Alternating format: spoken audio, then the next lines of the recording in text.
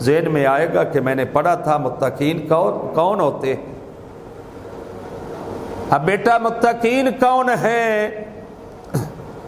ان کی علامات ہیں چند۔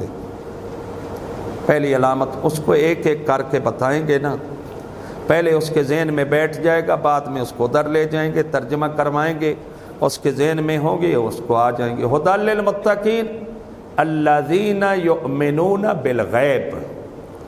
پہلی پرہیزگاروں کی علامت یہ ہے کہ وہ غائب پر ایمان رکھتے ہیں۔ اللہ کو کسی نے دیکھا نہیں ہے، محمد نے بتا دیا، ہم نے اللہ کو وحدہ لا شریک مان لیا۔ دوسری ان کی علامت ہے وَيُقِيمُونَ الصَّلَاةَ، وہ نماز کو قائم کرتے ہیں۔ یہ تو اردو میں لفظ استعمال ہوتے ہیں، فلاں صوم و صلات کا پابند ہے، یعنی روزہ نماز کا۔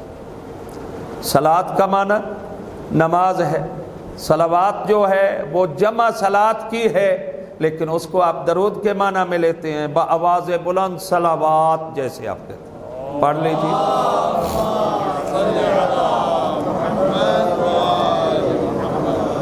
تو یہ لفظ صلات ویسے عربی میں یہ دعا کے لیے استعمال ہوا ہے، لیکن بعد میں یہ حقیقت شرعیہ متشرعہ ہمارے ہاں ہوتی ہے، پھر یہ استعمال ہونے لگا لفظ صلات ارکان مخصوصہ کے لیے، یہ جو ہم نماز ادا کرتے ہیں اس کے لیے۔ تو صلات آ گئی۔ یقیمون کیا ہے؟ یقیمون کئی بار آپ کو قرآن میں ملے گا۔ اقام، یقیم، اقیم الصلاۃ، یہ بھی قرآن میں آیا ہے۔ اگر ایک کام یقوم آپ نے یا اقام یقیم سمجھا لیا بچے کو، تو سمجھیں قرآن میں یہ لفظ ہزاروں بار آیا ہے، وہ حل ہو جائے گا۔ لیکن سمجھانے والے کو بھی آتا ہو خدا را، یہ بھی دیکھ، یہ بھی مشکل ہے۔ وہ لکیر کا فقیر نہ ہو، بڑی مشکل سے دیکھ کے آئے اور پھر بیان کرتے ادھر ادھر ہو جائے، بچے کا ذہن منتشر ہو جاتا۔ دو علامتیں ہو گئی بیٹا۔ تیسری وَمِمَّا رَزَقْنَاهُمْ يُنْفِقُونَ، اور جو کچھ ہم نے اس کو عطا کیا ہے وہ راہ خدا میں خرچ کرتے ہیں۔ اب ان واجبات کے بعد وَمِمَّا رَزَقْنَاهُمْ يُنْفِقُونَ، یہ جو کچھ ہم نے عطا کیا ہے، بعض علماء نے کہا ہے اس سے مراد واجب زکوٰۃ ہے، کہ وہ زکوٰۃ واجب، زکوٰۃ مالی یا زکوٰۃ فطرہ وہ اس کو عطا کرتے ہیں، لیکن اکثر علماء نے فرمایا ہے کہ وہ مستحبات کو بھی پورا کرتے ہیں، اپنے اموال سے غریبوں کا، یتیموں کا، جو مال نکالنا واجب نہیں ہے اس کو بھی نکالتے ہیں۔ اب دیکھنا یہ ہے وَمِمَّا رَزَقْنَاهُمْ يُنْفِقُونَ، رزق ایک لفظ ہم استعمال کرتے ہیں، یا اللہ فلاں کو رزق وسیع عطا فرما، یہ اسی سے۔ رزق کا معنی یہ آٹا، دانہ، گھی، چینی، یہ چیزیں نہیں ہیں۔ رزق کا معنی مطلقاً عطا ہے۔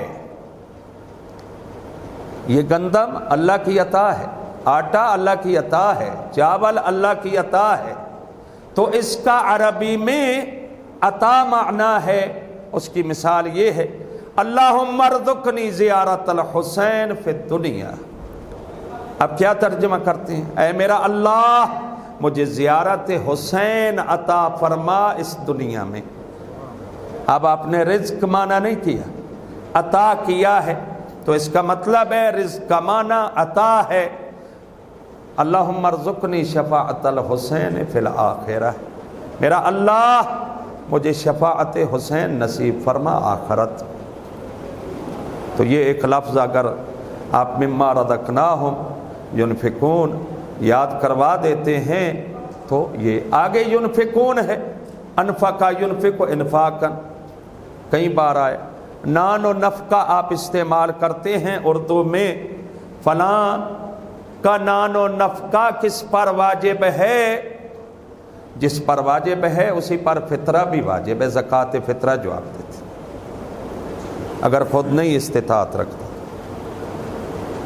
تو یہ ینفقون کا معنی خرچ کرنا ہے، اسی کے آخر میں بھی آئے گا. تو بیٹا بچوں کو سمجھا رہا ہوں، یہ سمجھانا ہے. یہ 3 علامتیں ہو گئی، غیب پہ ایمان رکھتے ہیں، نماز قائم کرتے ہیں، اور جو کچھ اللہ فرما رہا ہے ہم نے ان کو عطا کیا ہے وہ راہ خدا میں خرچ کرتے ہیں. وَيُؤْمِنُونَ بِمَا أُنزِلَ إِلَيْكَ، میرا حبیب اس پہ ایمان رکھتے ہیں.